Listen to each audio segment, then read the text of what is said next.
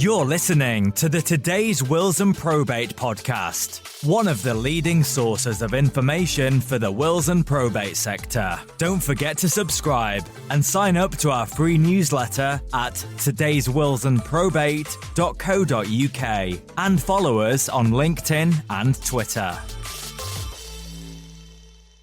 Hello, welcome along to the latest Today's Wills and Probate podcast. Today we're talking about a report from Legacy Futures, the Legacy Marketing Benchmarks report, and to tell us about the content of it and the insights that can be shared with practitioners, we have Ashley Rowthorn, CEO of Legacy Futures, and Kath Horsley, Senior Consultant at Legacy Futures as well. Thank you both for joining the podcast. Hi, David. Yeah, thanks for having us. Thank you for having us. Nice to be here. Very, very brief introduction, but much better to get it from the horse's mouth, so to speak. Perhaps in the first instance, you would both tell us a little bit about yourselves and your roles. Ashley, first. Yeah, so I'm Ashley. I'm Chief Exec at Legacy Futures. I'm a fundraiser by background. So I've spent 20 years or maybe a little bit more since leaving university, working in fundraising for lots of different charities. But I specialise, I've spent the last 15 years really immersed in the world of legacy giving.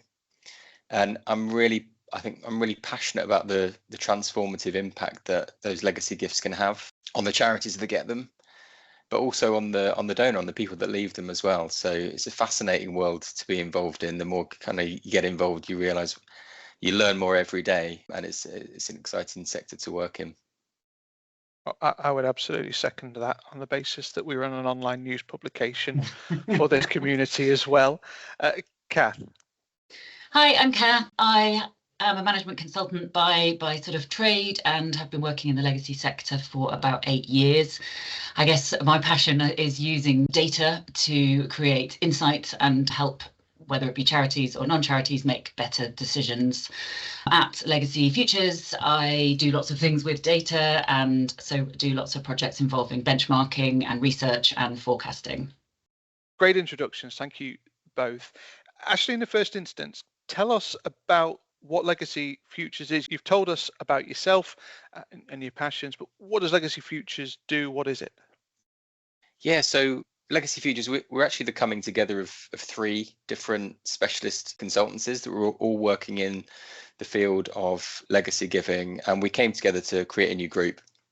So Legacy Futures is now our new group name, but within that we're one business, but we've got 3 teams. So Kath's in our Legacy Foresight team. We do lots of benchmarking research, as Kath said. We've got a Legacy Voice team, so they're fundraisers, marketers by background, so really helping charities develop their individual strategies, how they can engage more of their supporters to consider leaving a gift in their will. And then we have a team called Legacy Link, and they work in the space of legacy administration. So after a donor's died and left a gift to charity, we provide a service that manages that relationship between the charity and the executor to make sure that that gift has been received. Together, we're really on a mission to help charities grow with legacy giving. We work with about 300 charities every year, mostly in the UK, but we've got a small team working in Europe. We work as far as Australia, and I think we're seeing that legacy giving is growing right around the world, which is why it's kind of so exciting to be in. But I guess thinking about your listeners, David, why is it important to somebody working in wills, probate, estate planning practitioners? I think it's really important because, like I said before, legacy giving is growing. Almost £4 billion was donated to charity last year through people's wills, and that's a record year. We, as a business, have been tracking the market for quite a number of years, go back to kind of the early 90s. Since then, legacy giving has quadrupled. So more people are leaving more of these kinds of gifts. And what we're seeing at the minute is a change in demographics. Mean, firstly, that there's more people dying every year. There's more wills, and there's therefore more gifts going to charity. But also, it's kind of a new generation of donors that are coming through, and they're leaving to slightly different charities. So we're seeing every year, like more and more charities receiving gifts, particularly smaller local charities. I think around 10,000 charities receive legacy gifts each year. So I think it's really important that if you're working in this space, you need to know about it, because you might be increasingly likely to be asked about it by your clients when they're making wills. We know that you've got a real influence if you're sitting down talking to someone who's making their will. A simple prompt, have you thought about leaving any gifts to charity? We know that's really powerful at encouraging those people that actually want to do that, but it might not necessarily just be front of mind at that point. And then I guess increasingly, those having really positive relationship with charities through the estate administration process when charities are named really just helps to make sure that the gift is received by the charity in a kind of seamless way, and that we can make the biggest impact for that donor, at the end of their life. Today's Wills and Probate has recently done a survey around the relationship between the legal sector and charities. And I think it's fair to say historically that relationship has been strained, perhaps. Do you see that relationship is improving now? Yeah, I think I wouldn't say it's been strained. I think we would probably recognise that there's always been maybe a slight challenge at points. I think the majority of people would say there's a good relationship, but there's occasions where that can become challenging, become difficult.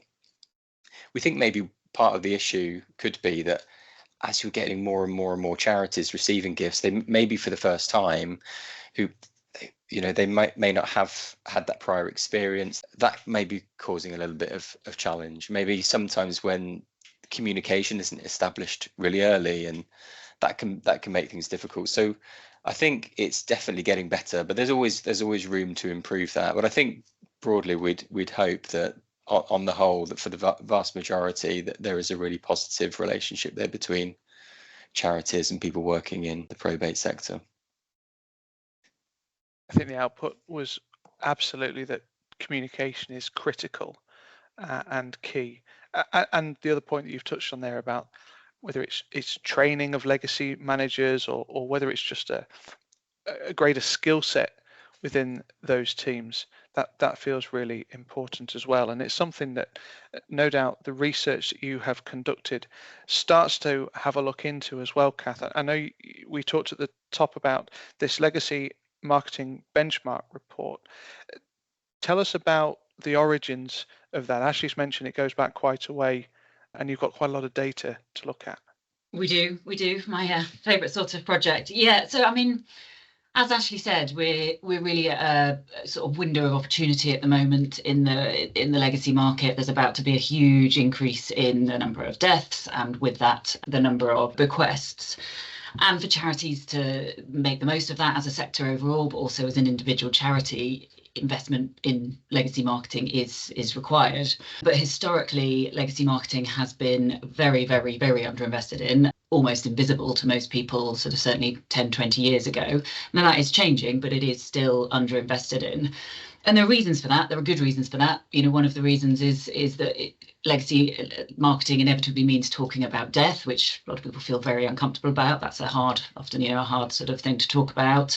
There's the fact that there's the big time lags between somebody deciding to leave a gift in a will and actually coming to the end of their life. On average, it's around 7 years between someone making their last will and actually dying. So, any investment takes a long time to pay back. But also there's just a real lack of any proper data out there around legacy marketing. There's lots of sort of anecdotes and hypotheses, but very little data. And we are often asked by charities, particularly if we're doing a forecast for a charity and maybe their forecast isn't very good for their legacy income going forward. So they'll often sort of say, well, should we invest in legacy marketing, and how much should we invest, and what should we invest it in, and will it pay back? And so having been asked this a lot of times, we decided we would do what we often do, which is try and collect a set of data so that we can make sort of conclusions that are based on that. So Legacy Marketing Benchmarks was formed. We did our first project about 10 years ago. And that was sort of a pilot project, if you like, and it has developed and evolved since. But effectively, it is a benchmarking project of a group of charities all supplying various benchmarks and metrics around legacy marketing.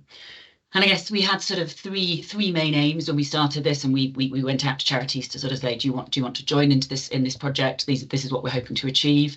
And I guess we were hoping to sort of help charities understand legacy marketing, what it is, bust a few of those myths. allow charities to benchmark what they were doing in terms of legacy marketing versus what other charities were doing in legacy marketing. And finally, and probably most importantly to some charities, help charities make a business case for securing investment into legacy marketing. So giving them the metrics and evidence that they need to do that. So a lot of projects we do at Legacy Futures, we do in on a sort of consortium basis. So effectively we get a number of charities to take part. They all sort of buy into it, and then the project is run across them. And we need a reasonable number of charities to take part in order to have enough data, and we need those charities sort of had to have done some legacy marketing in the past so that we actually had some data to collect. So typically we've run it 5 times over the last 10 years. We do it every 2 years, partly because the metrics don't change that much year on year, and also it is quite hard for many charities to provide us with all the benchmarks, just in terms of finding the resource, and we're asking lots of difficult questions. So this was the 5th cycle that we'd done this year. We had a consortium of 30 charities. All would be kind of household name charities, all are sort of big charities in the legacy space. And we collect a lot of data. These poor charities receive a big spreadsheet full of lots and lots and lots of cells for them to fill in, and it's a sort of iterative process of them filling things in and us going back. But we collect data primarily across 3 areas. So we ask for capacity data, by which we just sort of saying how much are you spending in terms of pounds on legacy marketing, how many people do you have doing either in marketing or stewardship or legacy administration. And then we ask them about activities, so specifically what legacy marketing are you doing, what channels are you investing in, how much are you investing in them. And we do that across awareness raising, because not all legacy marketing has to have a legacy ask. It can just be sort of informing and raising awareness. We do it around acquisition, and that includes free will schemes, which is obviously a very big part of the legacy marketing arsenal now, and stewardship, which again should be certainly a really big part of any legacy marketing strategy. So we collect lots of data on activity, and then we collect data on the response to that activity. So in terms of if it's an acquisition campaign, how many pledges or prospects or hand raisers, whatever we call them, did you generate? Free will schemes are actually really good in this sense because we can collect a lot of data because it's there. You can know from a free will scheme campaign exactly how many people have written a will, what gift they've left in it. So that's quite a rich source. And then finally, we ask for data about the legators that the charity has already received a gift from. And so there we're looking to understand things like conversion rates. So, charities will often have on their database a lot of pledges, but those pledges won't all go on to actually leave a gift. And those numbers are really quite important. Some charities have very high conversion rates. Most of their pledges go on to leave a gift, and some have really quite low rates. So we collect that, and we also collect data around the size of the gifts that we get from the various different sort of supporter that a charity may get a gift from. And so we sort of collect all this data, and we aggregate it all, and we analyse it all, and we effectively summarise it into a series of findings for the consortium, and we all meet together and discuss them. And that's usually a very valuable session of people kind of going, I don't believe that. We really get into, and we'll have discussion groups about why we're seeing some of the things we're seeing. We're able then to sort of, all of the charities are then able to understand the scale of legacy investment. Are they investing more? Are they investing less? Where do they sit on that sort of spectrum of legacy investment? They're able to understand where other charities are investing. And it doesn't mean it's right, but see how they invest versus other charities. But we're also giving them an idea of which channels are the most effective, which channels are sort of generating the biggest responses. What does that mean for their legacy strategy? And we also calculate a return on investment, which is a bit of the sort of the gold standard of questions we're asked. And it's a really difficult question to answer, a return on investment for legacy marketing, partly because of this time lag, and because even if somebody raises their hand and doesn't die for 10 years, a lot can happen in that 10-year period. And so we have to make a lot of assumptions, but we do come out with a sort of number based on as much data as we think is out there. It isn't perfect, but it's probably as perfect as it can be.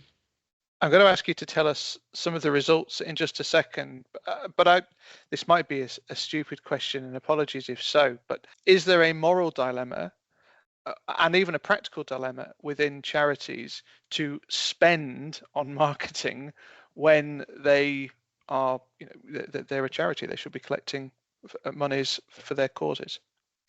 No, I mean, fundraising is at the heart of most charities. We go out there, we inspire people to give, and then we spend that money on the mission of the organization. And fundraising costs money. It's not free, especially if you want to be effective about it. And that's what we mean when we talk about marketing. It's effectively a form of fundraising.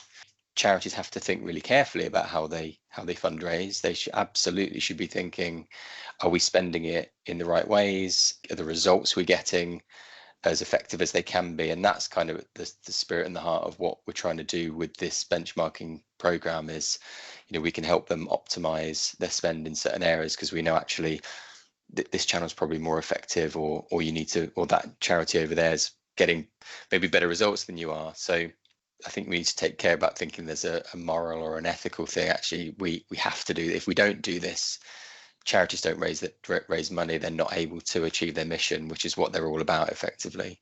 But yeah, we think there's a role to play in helping them use that money more wisely, because you're right, it's money that they could be spending on delivering services. So if they're going to spend it on fundraising, it needs to be delivering the biggest return possible for them.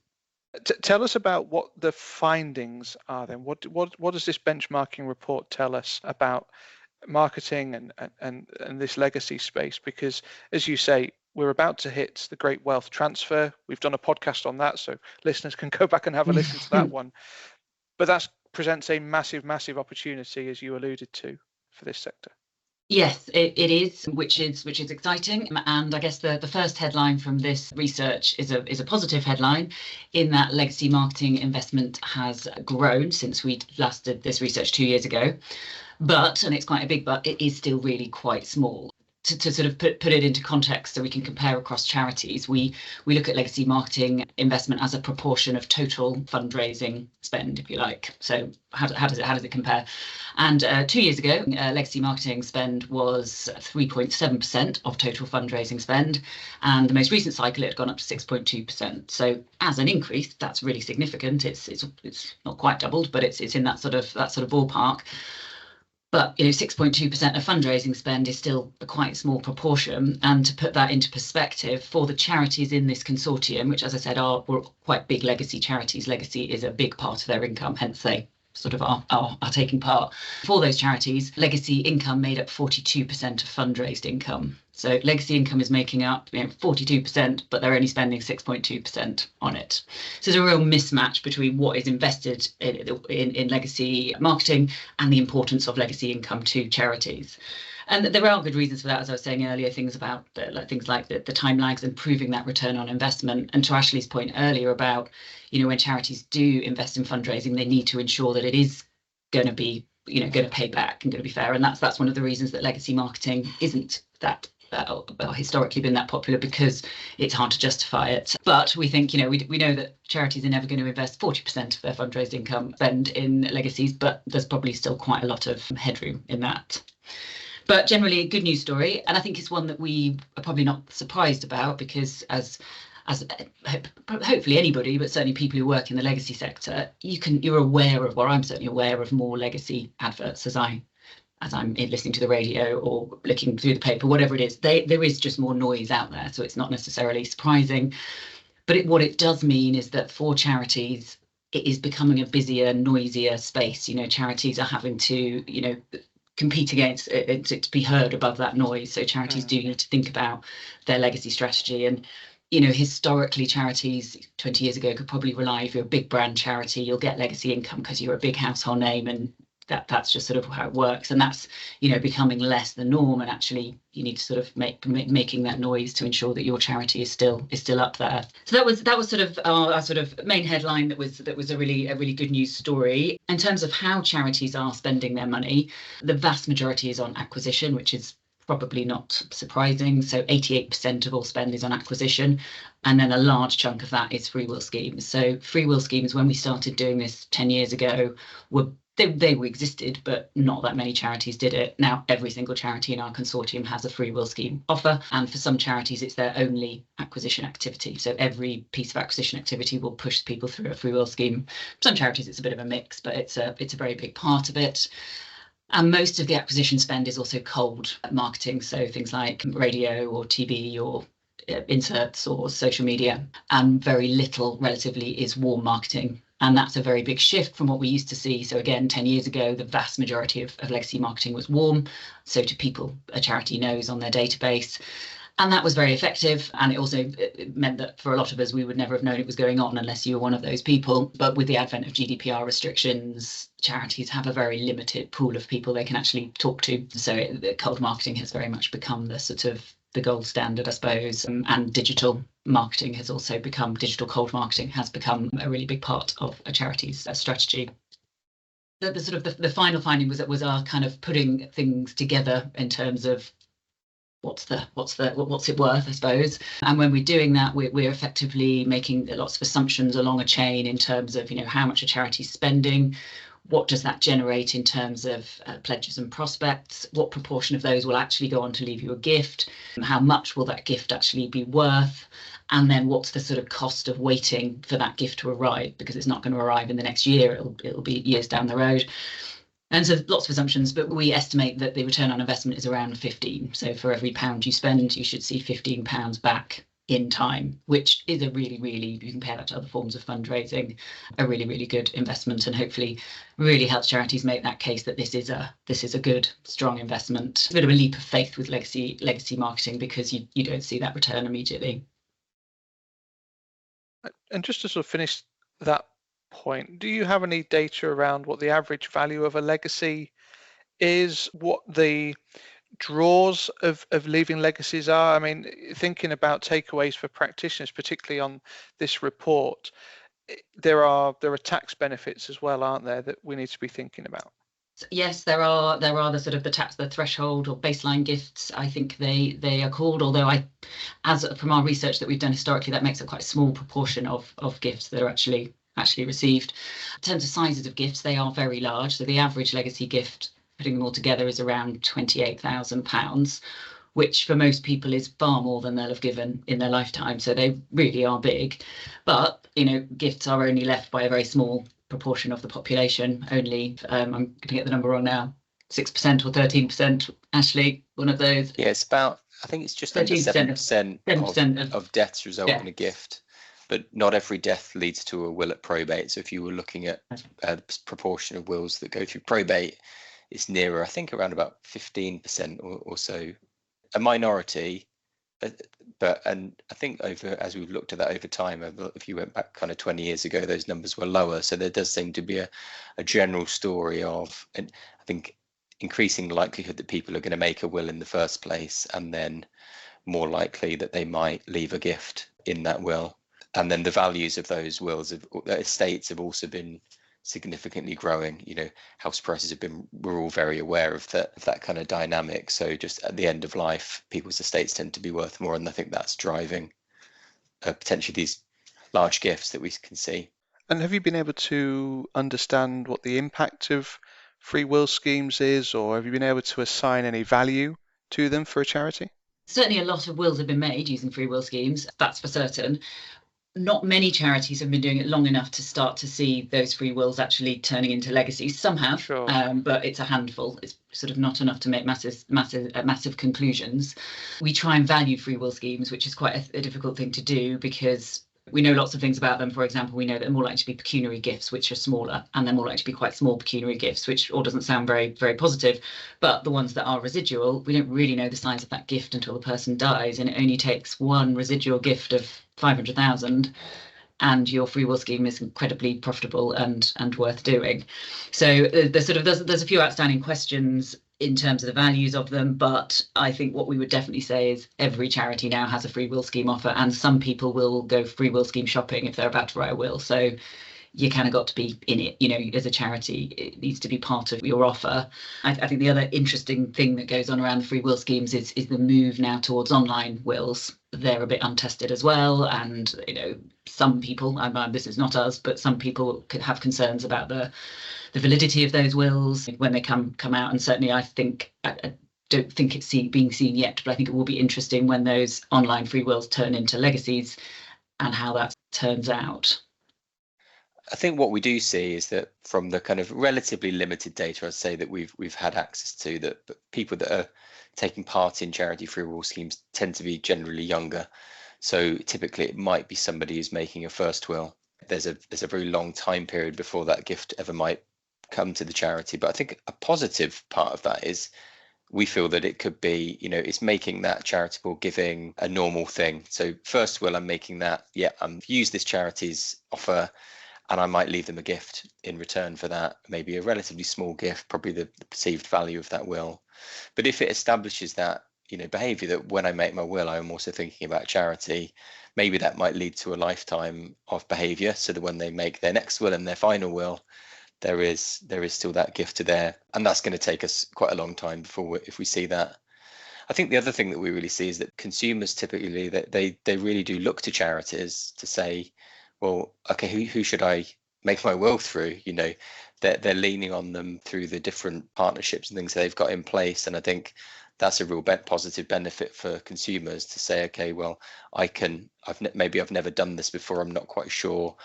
I can see you've got this offer, and I can use that, and I can feel like I'm doing good as well at the same time by making a donation or including a gift, even if that's a relatively small gift to a charity.